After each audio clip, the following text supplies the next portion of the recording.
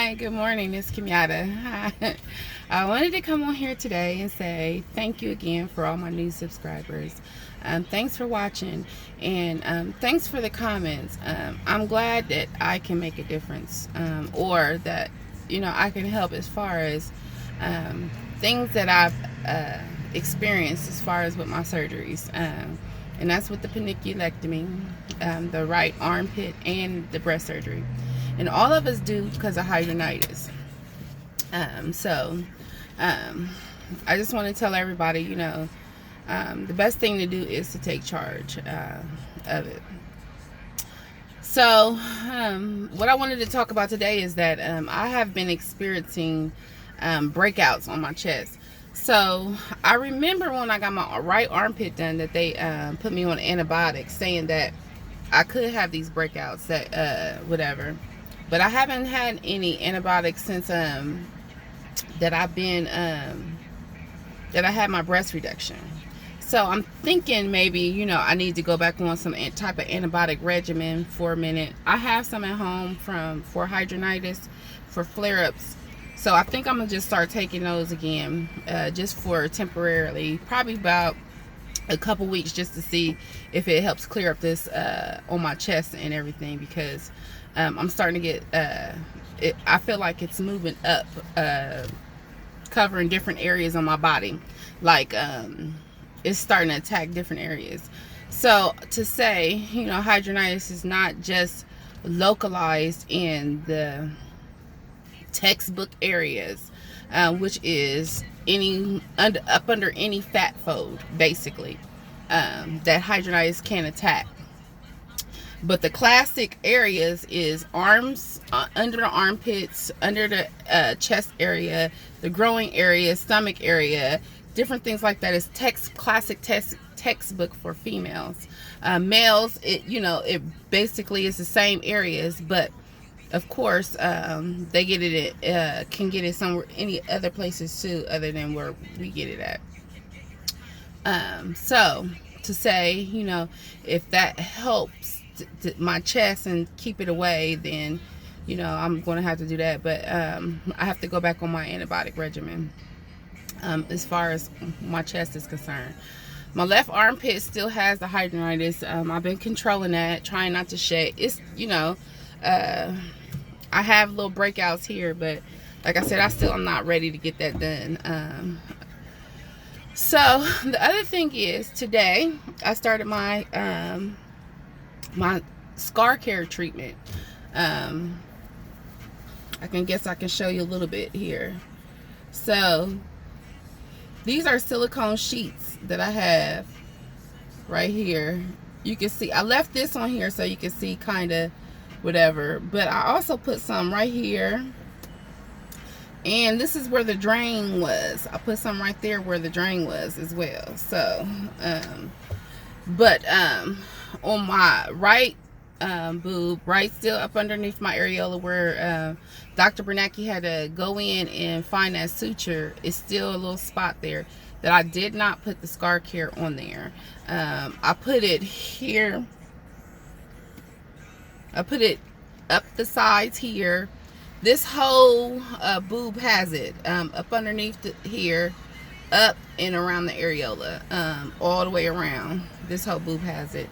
This one here is just around here, and down up underneath. But the bottom of my areola, where and down a little bit of the anchor part of the scar, I didn't put anything on there. Just because, like I said, I'm still open a little bit, and I don't want it to, because the scar care kind of softens the skin to get up underneath. I did not put it on those areas, and just in case, because I wanted to close. So I still am doing a betadine dry out, to kind of dry that area out. Also, adhesive tears my skin up. And he put a band-aid on after he did all of that, and I was like, why can't you put a steri strip on? I should have took the band-aid off when I got to work and put a steri strip on, but I didn't. So right where the band-aid was, now my skin is kind of broken down. I have a area where the band-aid pulled skin off and different things like that.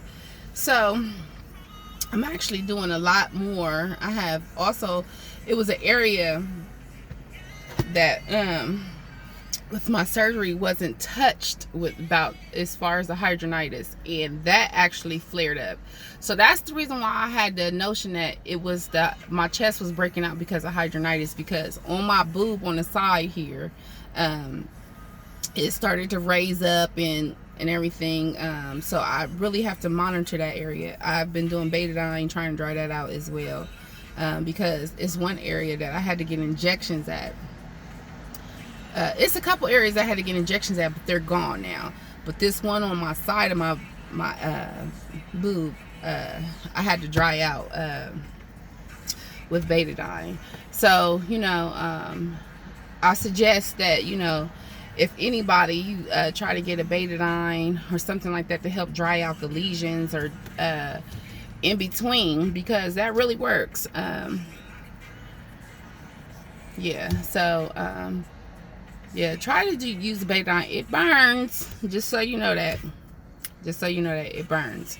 But it helps in with drying out the lesions and different things like that. So that's another thing that I've been doing. But I wanted to come on here. I wish I should have did this video at home a little bit, so you can kind of see more. I'm at work outside, so I really can't. Oh, and then another thing is, I put on one of my old bras just to see what was missing. So this is one of them, and I guess, as you can see, it's roomy. But I guess I finally got the right size bra on. Before, you know, I thought this was, you know, I was so scared. This is still, I am picking out the smaller bras, you know what I mean, to try on. But, you know, yeah, it was kind of scary when I first tried it, because I was like, oh my God, I'm about to see what was gone. So this was way more comfortable for me to put on this bra, because it wasn't really that much, you know. Like I said, it was roomy. I don't know, it was roomy, but it laid right. Like, I don't have no extra, like, well, I guess I do. It's roomy. It's not too roomy, but it just feels like right up in here. I don't know if you can see that. See here? It's just extra. But I don't know if that's because I had to loosen up the bands, because they still tight on my chest, on my arms, you know. So I had to loosen them up still. So I don't know if it, you know, gave me room at right there, but it still fills in at the cup size. So that right there, I guess I'm over the fact that you know, the fill-in part was missing or whatever. So I'm getting used to my boobs, and I can't say that. Like I said, I did notice that.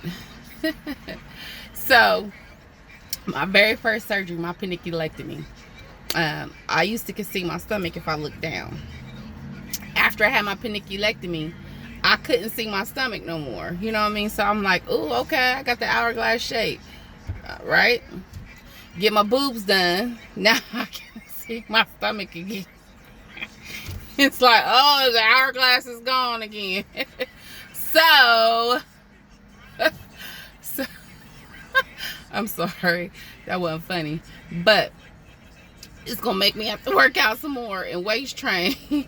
So that's what I've been doing, is kind of waist training. I started to wear it to work, but I don't know how, you know, how they would, I guess not necessarily. I did wear it to work, but I wore it when we didn't have patients last Friday, and I did good, but it was only for like 5.5 hours, you know. So I had it on for about 5.5 hours, which I tell everybody, if you're going to start waist training, do not just put it on. You wear it, break your body into it, especially your spine and different things like that. You don't want to create a problem, or once you take it off, you'll be like, you know, or your body has to, you know, it really still has to adjust.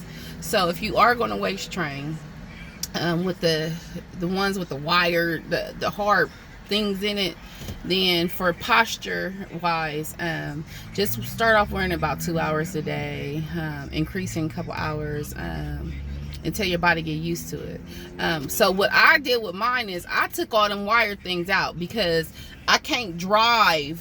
Like, it was poking me here, poking me there, kept on here, and it was hard for me to drive in it. So I took it out. So the most thing that I use it for is structure, and not necessarily, it's still shaped that way. I still can make it tight, but what it does is it still allows me to sweat. So I'm using it basically to help with the fat, the sweat, different things like that.